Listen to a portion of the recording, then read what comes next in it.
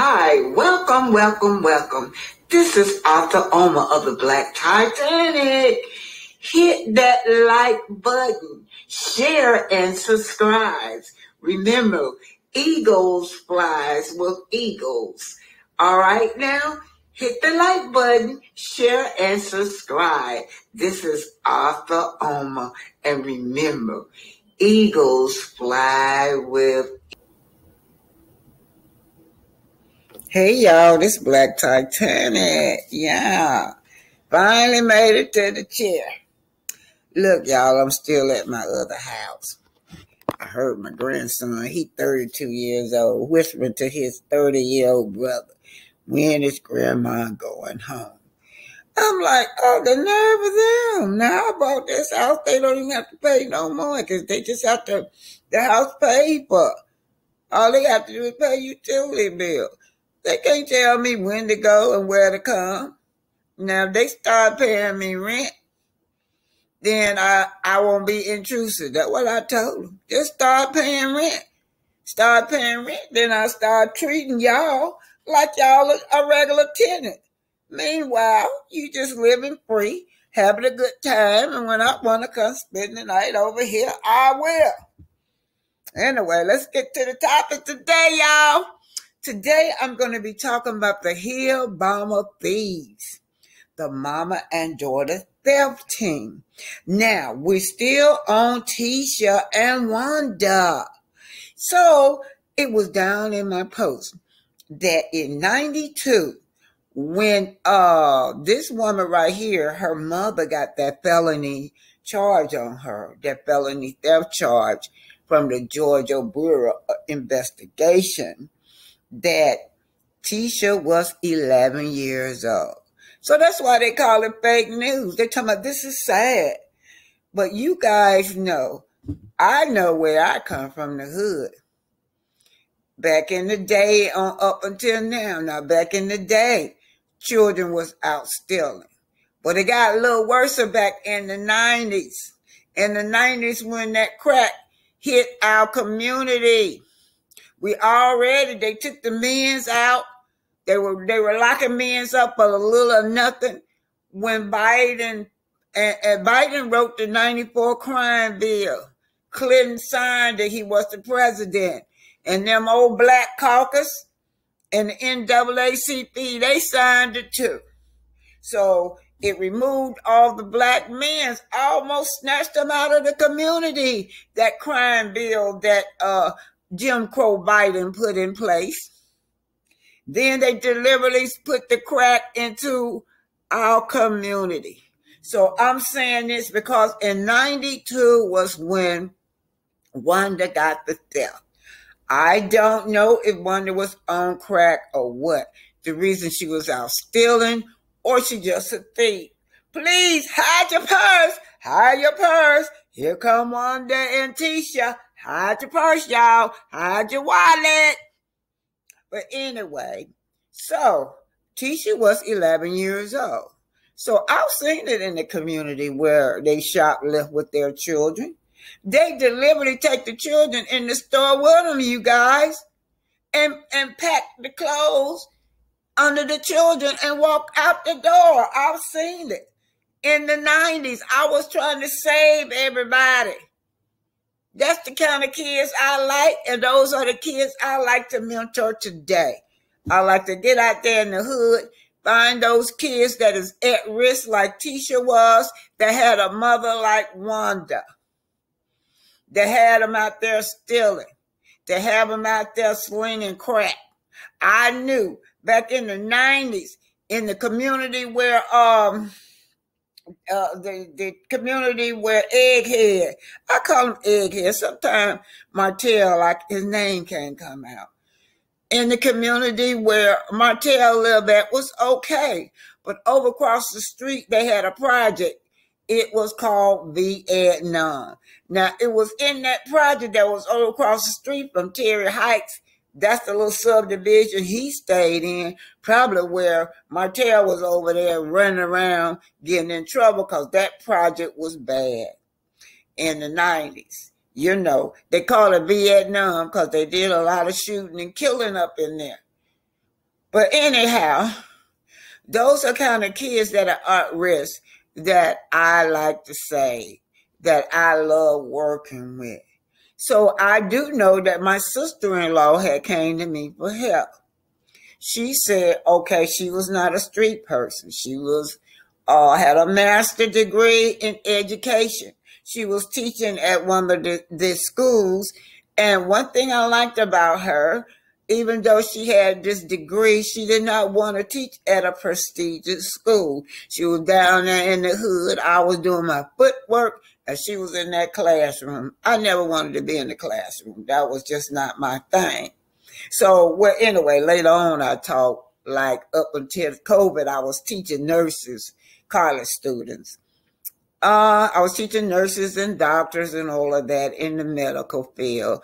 And then when COVID hit, they closed the school down. I just never did go back anymore. I always like to be on the street, doing my work on the street. That's what a higher power ordained me for with these little kids. So now I do know that even get back to my sister-in-law. She came to me and said, what can I do? Those children are intelligent, but when you give them some paper and pen, they act like they don't know what to do with it. I said, you're in the community where it's a lot of crack out there. Some of those children that I knew, we selling crack. Their parents were so low down till they couldn't come in the house till they had a certain quota. They had to sling all night long and then go to school. So I ran that down to her. And so I suggested her that when the kids come in during the morning, let them sleep for 1 hour. Well, y'all know that's impossible. Ain't no school having no kids to come to school to sleep. But it worked. She went to the principal. Now now y'all, I'm divorced by now. So I was dating the principal of the school. Yes, I was. He was single. It wasn't no messy nothing, but I was dating him. And so when my sister-in-law went to him about this, as experimental things so that the kids would not be put in special ed like they suggested that the children couldn't learn. They need to go to special ed. She said, no, let her try my theory. She went to him and he said no. So she sicked me on him. And I went in there, talked to my boo, and he said he'll give her 6 months. Within 6 months, those children was honor roll students. Yes, they were. Their lifestyle hadn't changed, but they were honor roll students. That's right. So I do know that at an early age, some of our parents have these kids out in the streets stealing, and they have them out in there selling crack. So, and I'm talking about Miss Wanda. Let's get back to her. If she was training a teacher to come up in that lifestyle, that's what it appears to be, allegedly. That teacher was coming up in that lifestyle that Wanda was training her how to go out and steal. Wanda got caught in Georgia. Y'all know, y'all seen it. Georgia Bureau of Investigation. They put a felony theft charge on Wanda in 92. Teacher was 11. Later on down the line, we saw that teacher had a criminal trespassing charge. And now my friend, I had overlooked it. She said, look what it says. It says criminal. It didn't just say trespassing. It said criminal trespassing charge that she had. And then the other 2 documents were sealed. But we do know that some of them investigators found one that says that at the age of 27, she had theft charges on her too. So when I'm looking at this girl, this criminal theft charge was in Cheatham County. Oh, I forgot to go back and look what that guy said, what county that was. He said South Carolina. Anyway, it wasn't Alabama and it wasn't Georgia. I believe he said South Carolina. So any of y'all know where Cheatham County was. Criminal She had 2 cases in Cheatham County. So they were going cross state doing what they want to do. These were no petty criminals. So on a criminal trespassing charge, hey Marcus, what do criminal trespassing charge mean? That means somebody committed a crime on somebody's property? Okay. Well, yes, you probably already had a warrant out on you. You on somebody's property, well, you were stealing or you were doing something wrong on this person's property, so you already had a warrant on you because they warned you not to come back. This girl did something criminal on somebody's property. So they were in a crime. They were criminals. Now let's get to Kiki over here. Kiki said that her granddaddy considered them as across the track people. He was not talking about their financial status. He was talking about what they were doing, the lifestyle that they were living. We do know that they were out stealing across the South. We do know that. So Keisha said when she got old enough, she befriended her cousin Letitia. It was then that her grandfather accepted her. It was the grandfather that instilled and forced Letitia to finish school and go to college. It was never Miss Wonder. It was Tisha and her cousin Kiki. I mean, it was the granddaddy. Sorry, y'all. The granddaddy and cousin Kiki that encouraged this girl to go to college and forced her to go to college. So she changed her life around because of Kiki granddaddy. It was never Wonder. Y'all still hear how Wonder talk and think. So there we have it. I call them the Hill Bomber thieves, mom and daughter theft team. And the reason that I went back over it because they all down in the bottom of in the comments saying, what a shame. You knew ain't no 11-year-old out there stealing. This is sad. But that goes to show that certain people is not connected with a community. I know about those. I know about it. I'm not stupid. I've been a street person all my life. I know what they do out there. That's why I don't ever want to leave. I mean, my house is no longer in the hood, but I don't want to leave those children down there. I'm going to always look out for my people and try to uplift the children. Okay, let's go. It's on you, lady. Okay. I done picked up her habit, leave my teeth in the house. But I got teeth that got in the bling bling. No gold, baby. Don't do gold. I do diamonds. Y'all hear that? An old lady want bling bling and I'm out. And why would you pay all that money for some bling bling and you keep losing your false teeth? I don't lose my teeth. I just don't put them in. Well, look, I'm finna turn it. Listen, y'all. Y'all know about my teeth. My teeth is getting ready for me now. I would have had my teeth in my mouth today had it not been for the funeral. I got it fit and I got it molded. Now I got to pick my teeth up.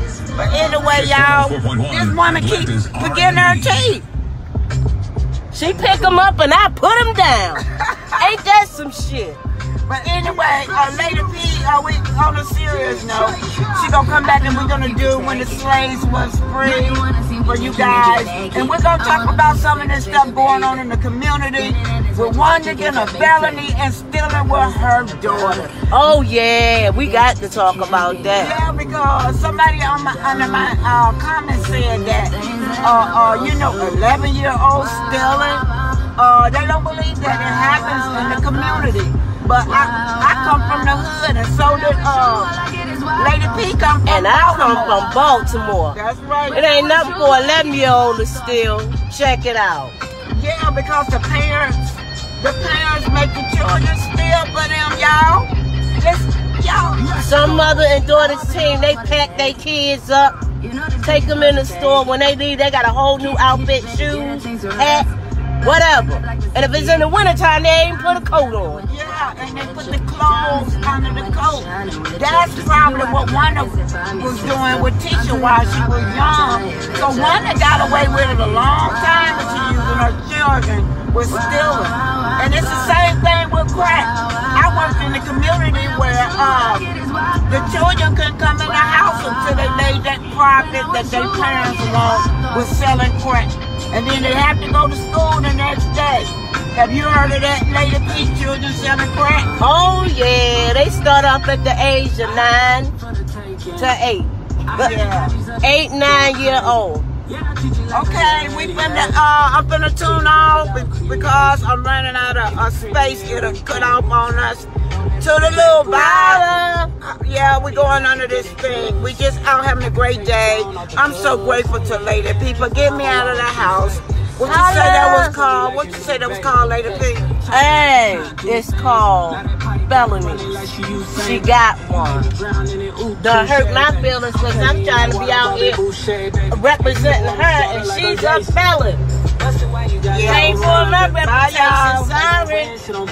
Say bye to the audience. Bye. To the little bye, y'all. We at our other senior citizen house. Holla at us. Holla.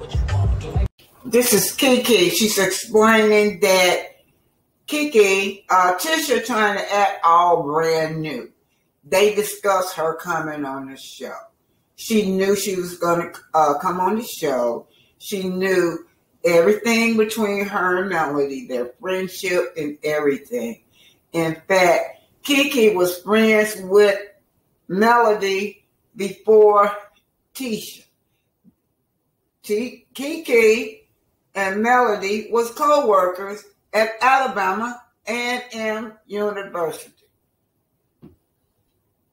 Happy Saturday. I'm off.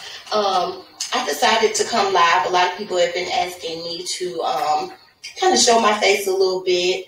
I've been MIA a little bit because of some recent things that have happened in my family that I've kind of we've had to take care of.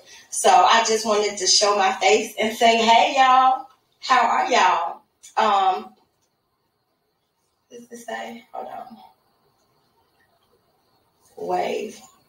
Okay, so this is my first time kind of really going live and seeing how the comments and all of that stuff works. So bear with me. Hey, Falcons _gal, how are you?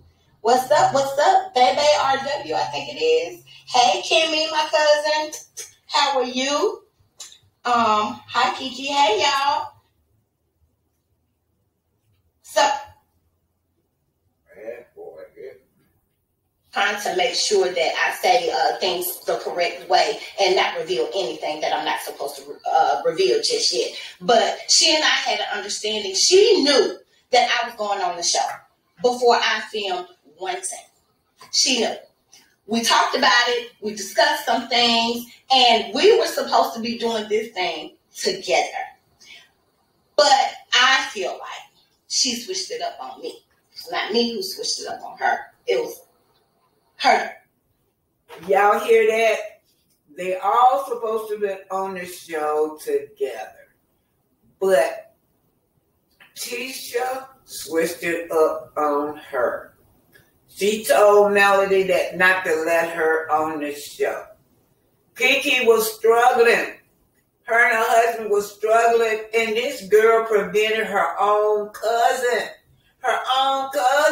from making money. So besides telling her story, she blocked her financially. This girl is hurt over that. Job. Well, not her job, but it was she who switched it up on me. Hey, Beauty, we know you're... No, I'm not a malicious person. And I do want everyone to understand that. I have had a lot of people, trying to come for me and say, you're disloyal, yada, yada, yada. Let me make this very clear. I have always been the type of person to stick up for my family and my friends and the people who I love. I can't even think of a time somebody has come for my family or my friends in my presence that I didn't get involved, okay? I have always been that person, that rah-rah person for Tisha, like, what you want to do? Like, nah, they not going to mess with you. What we need to do? What's happening? Don't talk to my cousin this way. Don't treat my cousin that way. I would jump for her before she would jump for her. That's how it's always been. Tisha has always jumped for Tisha. And I don't feel like that's always been reciprocated. As a result of me becoming fed up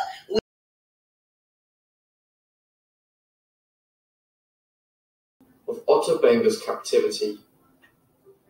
Otto Benger was born sometime around 1883 in the forest near the Kasai River in the broad expanse of the Congo in Central West Africa.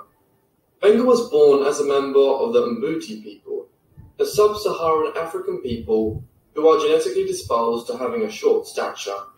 It was this which later led to Benger being taken to the United States, in addition to the tendency of the Mbuti to sharpen some of their teeth into fangs, a look which gave Benger a savage appearance to white Westerners of the early 20th century. This was a brutal period in the region's history.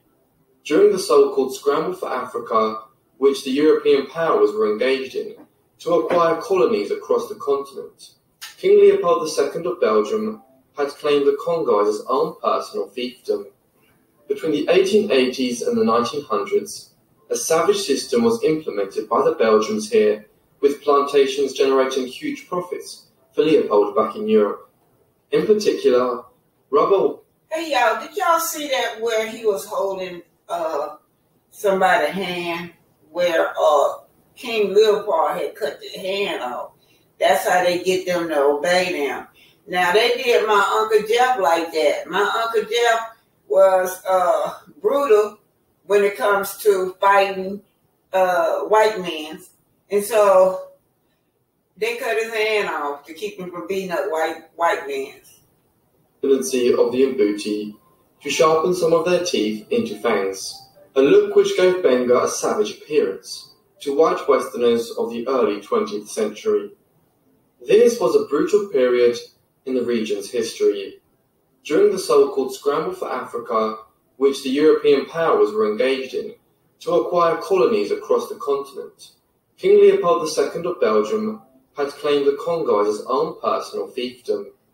Between the 1880s and the 1900s, a savage system was implemented by the Belgians here, with plantations generating huge profits for Leopold back in Europe. See, y'all saw that hand? Rubber was hugely sought after. Y'all saw that hand? Watch this, right here. 1880s and the 1900s, a savage system was implemented by the Belgians here, y'all see that with plantations generating huge profits for Leopold back in Now Europe. they not civilized. They say we uncivilized. Would a civilized person do that? From elephant tusks.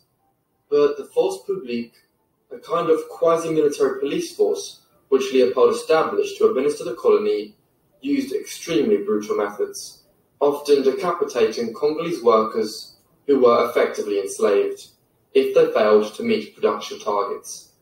Those who were adjudged to have taken rubber or ivory for themselves had their hands chopped off. Conditions in the work camps were correspondingly brutal, and there was an exceptionally high mortality rate.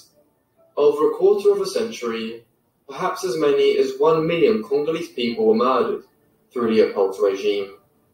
Benger was a victim of this carnage himself. We know few of the specific details, but he had apparently married quite young, while effectively a teenager.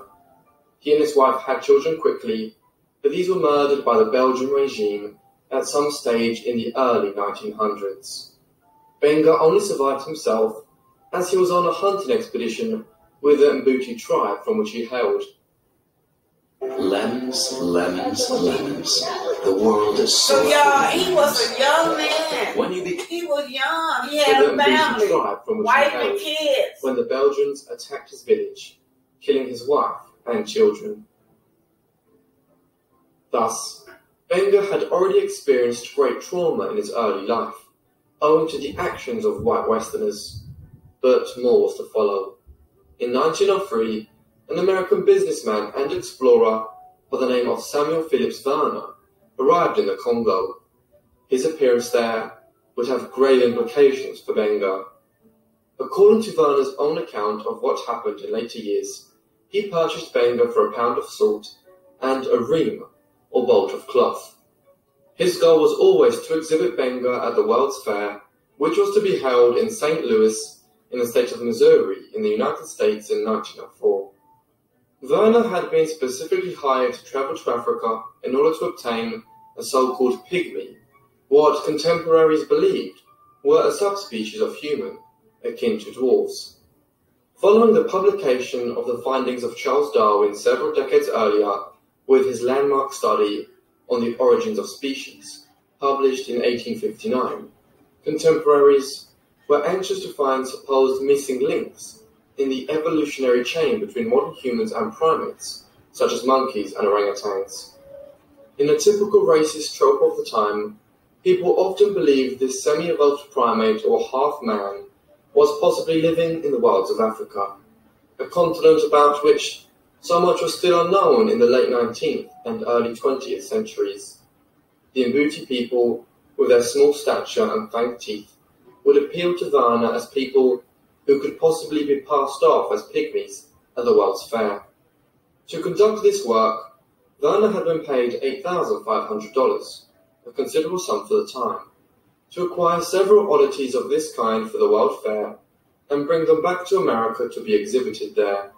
He chose Benga owing to his physical characteristics. Standing at just 4 feet 11 inches and weighing just over 100 pounds, he was small enough to pass for a pygmy back in America. Moreover, with his sharpened fanged teeth and Congolese manners, Benga would make an impression on the hundreds of thousands of visitors to St. Louis. Having acquired Benga and several other individuals, effectively as slaves, decades after the practice had allegedly been abolished throughout the Western world, Werner headed back to America. The following year, in 1904, the World Fair was held between the 30th of April 1904 and the 1st of December 1904.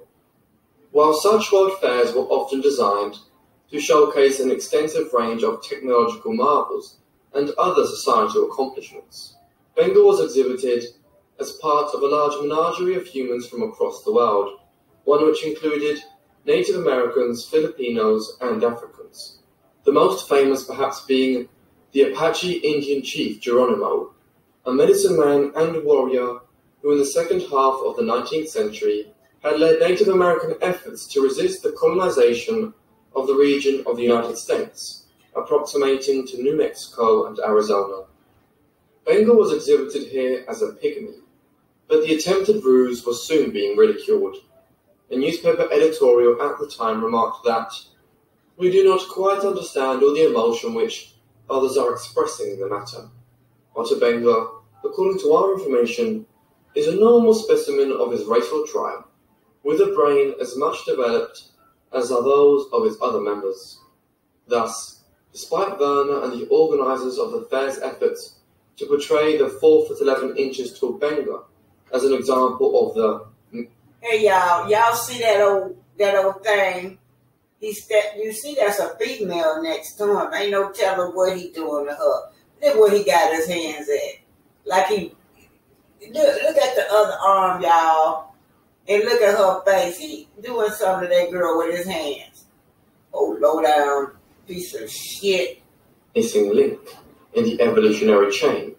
Few were entirely convinced. Benga did not take his parading in St. Louis lightly, and there are reports of him resisting Werner and his captors during the course of the exhibit in St. Louis. Indeed, he and his fellow Africans caused such unrest that, at one point, the 1st Illinois Regiment, a division of the United States military, had to be called in to quell the disturbance. Benga had... So you see all those other Africans. Right now, I think he's in St. Louis with his other African friends. And yeah, he fought that, they fought that, and they couldn't handle them. They had to call in a whole army on them for those 6 Africans. obviously impressed Geronimo during this quarrel, and so the Apache chief gave the African one of his arrowheads as a token of his respect. With the World's Fair drawing to a conclusion in St. Louis, Werner doubted what he would do with Benga. At first, he travelled back to Africa along with many of the other Africans who had been brought to America for the World's Fair. But his time back home was troubled. He quickly married for a second time, and his new wife just as quickly died, this time from a poisonous snake bite. Moreover, Benga could not readjust to life in Africa, and when Werner set off on his return journey to America, Benga made the curious decision to travel with him. There he briefly found some work and lodgings in the American Museum of Natural History in New York City. But a dispute arose here before long between Werner and the museum's curator, Henry Bumpus, over the Wait a minute, y'all. He went home. I mean, right then he wasn't in no zoo, but, you know, he was in exhibition, some kind of exhibition show that they had him and his other African friends. But, you know, our people, we still like that today. Regardless of what these people do to us, we still trust them. I always got to go back to the president we got now. He been brutal on black people. But for some reason, we trusted him and put him on in the White House. Now, he don't make a mistake this time, because this white man is going to show his true personality. which had been requested for Benga. A more lasting solution, though, seemed to have presented itself in an offer from the director of the New York Zoological Society, which was primarily charged with the running of the Bronx Zoo in New York City, when the director there, William Hornaday, offered to give Benga a job looking after certain African animals, which Hornaday believed Benga would be naturally disposed to get along with. However, before long, Hornaday noticed that guests to the zoo were more interested in Benga than they were in the animals he was looking after. As a result, he decided to make an exhibit out of Benga. The first day of the exhibit was on the 8th of September 1906, and visitors could find Benga in the monkey house. A sign on the exhibit read, "The African Pygmy Otter Benga, age 23, height 4 feet 11 inches, weight 103 pounds, brought from the Kasai River, Congo Free State, South Central Africa, by Dr. Samuel P. Werner, exhibited each afternoon during September." At the Bronx, Benga was imprisoned in an iron cage. This had been installed at the side of a much larger enclosure which housed the zoo's primates. The implication here was that Benga was a little more evolved than the orangutans and monkeys he resided next to. The conditions here were cruel. As a native of sub-Saharan Africa, Benga was used to warm climates, but this part of the zoo was deliberately kept cool, as the cold temperatures agitated the primates and led to them acting out in a way which... Purdue University Global. Apply now at purdueglobal.edu. Let's go here, fill up here, and chill out there. Let's do London. To the zoo. Perhaps the only thing that gave Benga a bit of happiness was that she became fond of an intelligent orangutan named Joe Hong, who could perform tricks and imitate human behavior. From the very outset of his captivity there, Benga's displeasure at his predicament was plain for all to see. Newspaper articles of the time describe him as glaring menacingly at visitors to the zoo. However, the zoo director, William Hornaday, defended the decision to install Benga there, arguing that it paralleled similar exhibitions of humans which were held in Europe during the 19th century. While Hornaday defended his decision to exhibit Benga at the Bronx Zoo, the appearance of the Mbuti tribesmen there was soon generating some controversy. Having learned of it, African-American clergymen and other interested parties in New York City and wider afield protested to the zoo bureaucrats and other civic officials. In particular, the criticisms of Reverend James M. Gordon, a supervisor of the Howard Colored Orphan Asylum in Brooklyn, carried weight. He soon impressed on the mayor of New York, George B. McClellan Jr., that Benga's condition was inhumane and a betrayal of black Americans. Consequently, later in 1906, Benga was removed from the exhibit at the Bronx. His tribulations did not end there, though. Although Benga wanted to return to his native Africa, he could not acquire the funding or the means to do so. As a result, he spent the next several years in various locations in the United States, finding occasional work. Firstly, this was at the Bronx Zoo, until his continued presence there was deemed unsuitable. Then, he was released into Gordon's care and placed in the Brooklyn orphanage, which he supervised. Then, finally, in 1910, Gordon arranged matters so that Benga could begin working at a tobacco plantation in Virginia. In order to make him seem more normal for his surroundings, Gordon arranged to have Benga's fanged teeth capped at this time. He had also learned to speak English by this point. However, Benga's desire to return home remained unabated, and it was his hopelessness and the inability to do this which caused him the final tragedy in his life. Benga had been planning to return home for several years, when in the summer of 1914, the First World War erupted across Europe. As it did, shipping routes across the Atlantic became more perilous, and non-vital trips were often suspended. Consequently, there was little prospect of Benga being able to find passage from America to Congo in the short term. His despair led to his suicide. On the 20th of March 1916, at the age of about 33, Benga engaged in a ritualistic suicide. He built a ceremonial fire, removed the caps which had been placed on his teeth several years earlier, and killed himself with a gunshot wound to the chest. He was buried in an unmarked grave in Lynchburg, Virginia. So he was held in a zoo, and his body is still here, you guys. But he were not the only bats that was in the zoo. But for some reason, they focused on Otto Benga.